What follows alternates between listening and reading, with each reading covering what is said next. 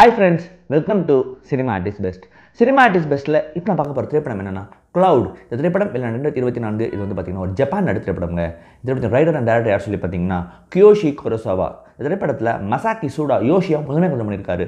அதே மாதிரி தைக்கா ஒகாதனே சானோவா அவர் ஒரு சப்ளைன் ரோல் பண்ணியிருக்காரு. அதே மாதிரி கோட்னே ஃபுகாரவா அகிகோவா அவங்களும் ஒரு சப்ளைன் ரோல் பண்ணியிருக்காங்க. சரிங்க, Cloud என்ன மாதிரி கதைகளும் பார்ப்பாங்க. படத்தின் நாயகனான யோஷி யார் வந்து பார்த்தீங்கன்னா அவன் வந்து ஆன்லைனில் வந்து பொருட்களை வந்து ரீசேல் பண்ணுறவன். சரி, இது எல்லோரும் பண்ணுறது தான். பட் அவன் எப்படி பொருளை வாங்குறான்றது தான் முக்கியமான விஷயங்க.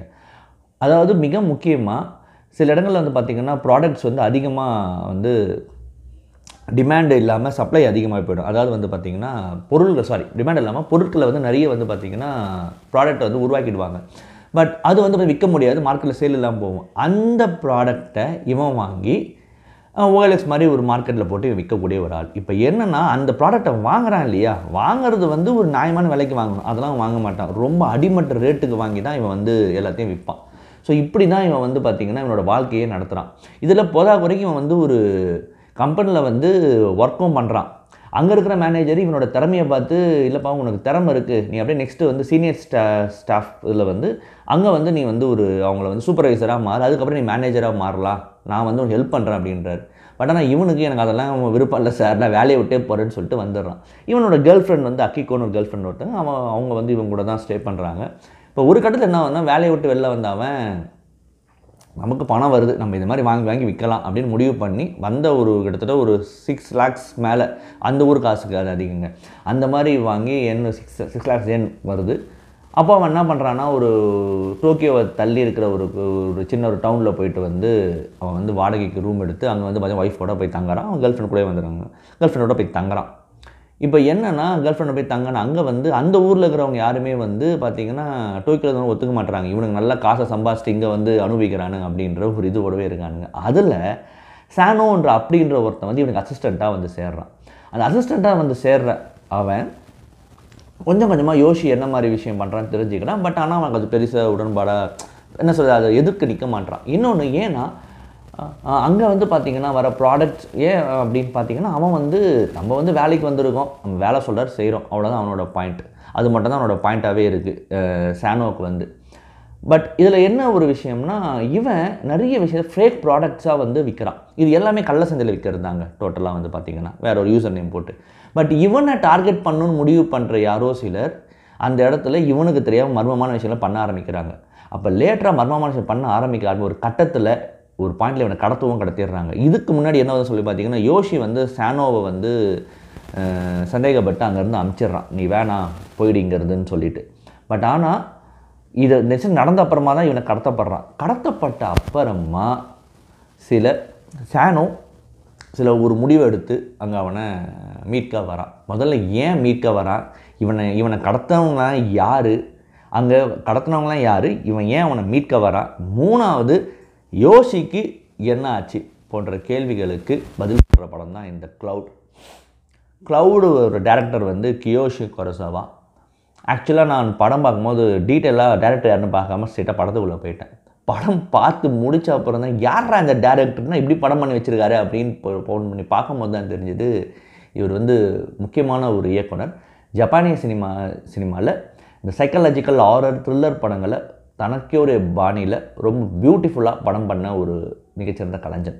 அவரோட படமான கியூர் நான் பார்த்து நான் ரிவ்யூ பண்ணியிருக்கேன். ஸோ கியூர் படத்தோட இயக்குனர் படம் பார்த்து முடித்தப்பறம் தான் எனக்கு தெரிஞ்சுது. ஆனால் அப்போ தான் புரிஞ்சுது இந்த படம் இந்த அளவுக்கு ரொம்ப ஸ்ட்ராங்காக இவ்வளோ பியூட்டிஃபுல்லான இந்த மாதிரி இவ்வளோ ஒரு டெரிஃபிக்கான ஃபிலிமாக அமைஞ்சதுன்னு சொல்லிட்டு.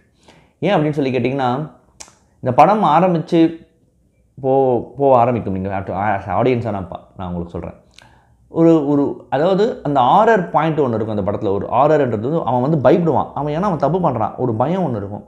அந்த பயத்தை கேப்சர் பண்ண விதம் இருக்கும் நரேஷன் ஸ்டைலில். எனக்கு அப்போவே சம்மலை அது இந்த மாதிரி விஷயத்தை கேப்சர் பண்ணது அப்படின்ற மாதிரி தோணுச்சு. அது படம் பார்க்க போகிறான் எனக்கு ஆடியன்ஸுக்கு டெஃபினட்டாக அது ஒரு விஷயம் பண்ணும். இந்த படம் இயக்குனரை பற்றி தான் நான் இப்போ பேசுகிறேன். ஏன்னா இது எல்லாமே இயக்குனரோட ட்ரேட்மார்க் ஸ்டைல், சிக்னேச்சர் ஸ்டைல். இந்த ஸ்டைலு படத்தோட ஸ்டார்டிங்கில் அந்த ஃபஸ்ட் ஹாஃபில் ஒரு படம் ஒரு பாயிண்டில் போய் நின்று செகண்ட் ஹாஃபு கதை அங்கேயே முடிஞ்சு போச்சு. இதுக்கப்புறம் என்ன பண்ண போகிறாங்கன்னு நினைக்கும் போது ஒன்று அந்த ரிவீல் ஆகும். டேய் சரிடா, என்னடா பண்ண போகிறீங்க, என்ன ஆக போகுது இந்த படம், அதான் நிற்கிறேன் director. That is where Kiyoshi Kurosawa stands.